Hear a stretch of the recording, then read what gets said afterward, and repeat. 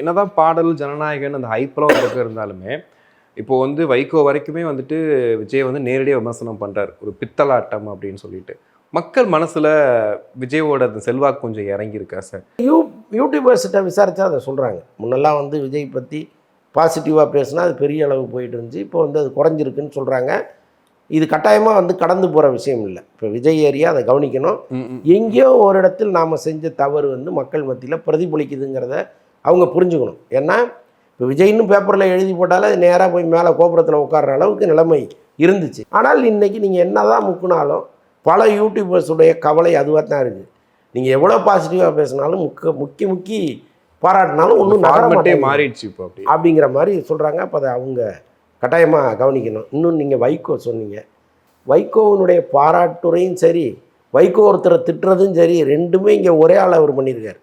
இப்போ இதே முதலமைச்சரை ஒரு காலத்தில் எவ்வளவு இழிவாக பேசினாருங்கிற விஷயங்கள்லாம் தொடர்ந்து இங்கே வந்துட்டுருக்கு. அப்போ வைகோ ஒரு உரை இழிவாக பேசினாலும் நம்ம வந்து அதை பெருசாக எடுத்துக்கக்கூடாது, பாராட்டி பேசினாலும் எடுத்துக்கக்கூடாது. மற்றும் ஒரு அரசியல்வாதி அவர் இப்போதைக்கு. ஒரு காலத்தில் வைகோ வியந்து பார்த்தாட்களில் நானும் ஒருத்தன். வைகோவனுடைய பேச்செல்லாம் அப்படி ரசித்து கேட்டிருக்கேன்.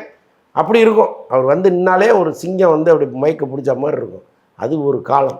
ஆனால் இன்றைக்கி வைகோ வந்து காலத்தின் கட்டாயம் ஏதோ ஒரு வகையிலே யாரையாவது ஒரு திட்டினா தான் நம்ம வண்டி ஓடும்னு நினச்சி செஞ்சிட்ருக்கார். அதை பெருசாக எடுத்துக்காதீங்க.